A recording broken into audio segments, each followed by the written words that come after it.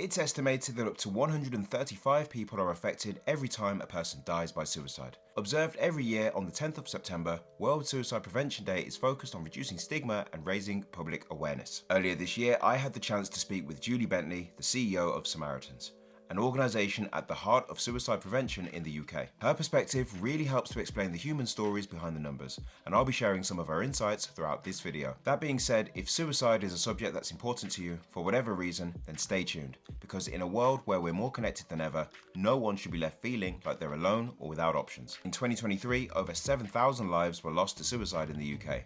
A 7% increase on the previous year, and the highest rate seen since 1999. Familiar trends still persist, with men 3 times more likely to die by suicide than women. I feel, unfortunately, and the numbers sadly bear this out, we still, I think, have a societal oppression almost of men being able to say out loud, I'm not actually doing so well. And people in the most deprived areas facing almost double the suicide risk compared to those in the least deprived. Those folk who are, in the most deprived percentages of our society have a much heightened risk to suicide than those people who are living in the top echelons of our society.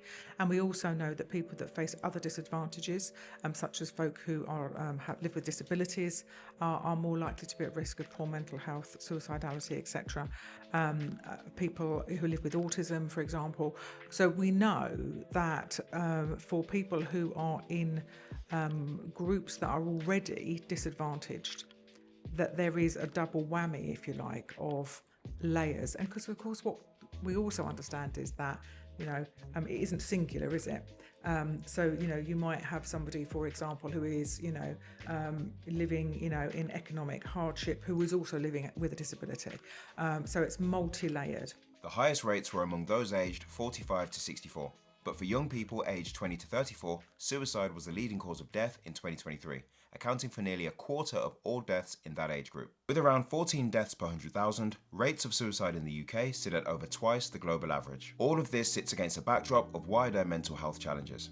In England, diagnosis of common conditions like depression and anxiety have risen from 17.6% in 2007 to 22.6% in 2023, while lifetime self-harm has nearly doubled. And these statistics aren't just numbers, they represent lives, families, and communities. With up to 900,000 people affected by suicide every year, the toll is both emotional and economic. For example, a 2024 study by Samaritans and the London School of Economics found that when factoring in lost productivity, healthcare, emergency services, legal fees, and the impact on families, suicide had an overall cost of at least £9.58 billion in the UK, with mental illness as a whole costing the English economy £110 billion every year in absenteeism, presenteeism, and economic inactivity, showing just how closely well-being and productivity are linked. Often, employers think about suicide as a personal thing that's outside of work, and there's, it's not really, it doesn't really belong in here. But if you have colleagues or employees who struggle with suicidal feelings or are in emotional crisis, they don't leave that part of themselves outside the door when they come to work. They bring that they can't not. And I think it's that awareness and sensitivity to that. And again, it's not about solving people's problems for them, but it's about having an organisational culture and having processes and systems and support in place that people can access if they want to. That being said, the impact isn't just measured in pounds and statistics. To understand why these numbers are rising, we need to look at the underlying causes. And how, you might be wondering, will it make a difference if, based on the evidence, the nation's mental health is constantly getting worse? Firstly, contributing factors to these trends include but are not limited to macroeconomic pressures such as inflation and the cost of living. Alongside the fact that in recent years, we've also become more open about discussing mental health, and diagnostic criteria have evolved, meaning more people are identified and able to access treatment. All of this adds nuance to the headline figures.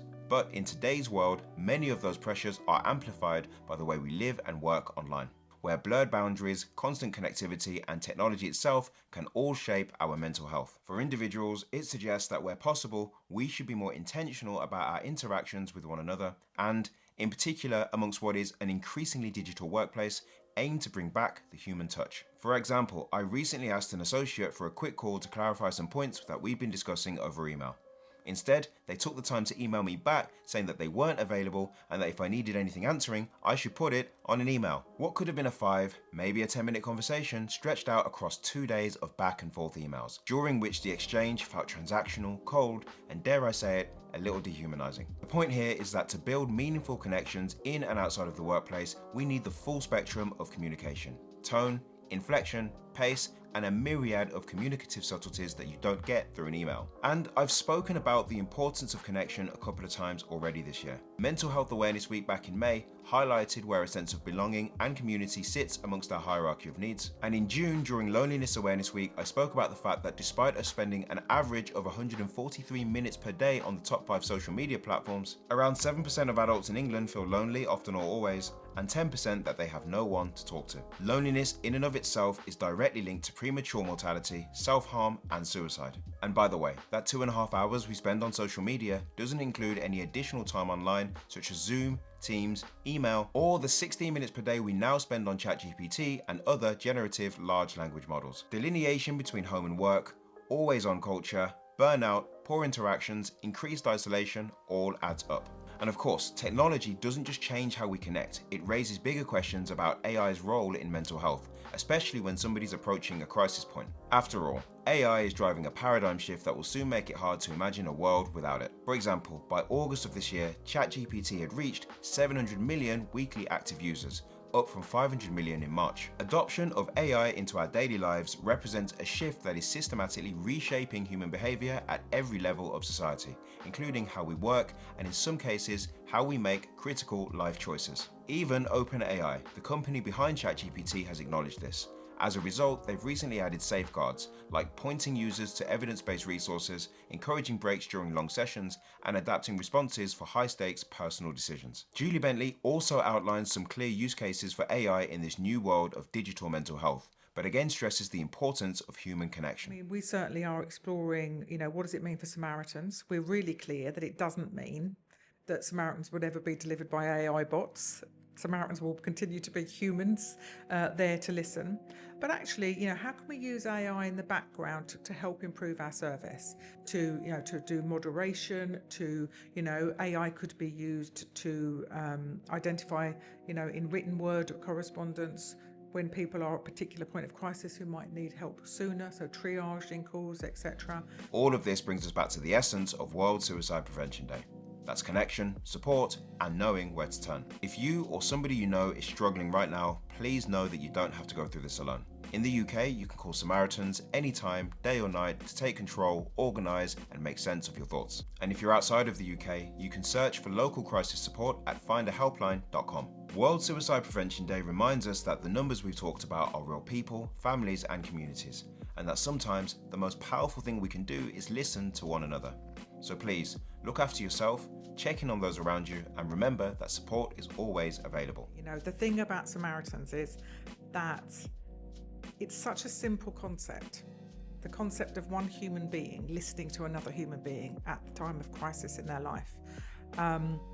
It's so simple, but it's so powerful. And of course, if you'd like to hear more from my full conversation with Julie Bentley, CEO of Samaritans, you can click just here.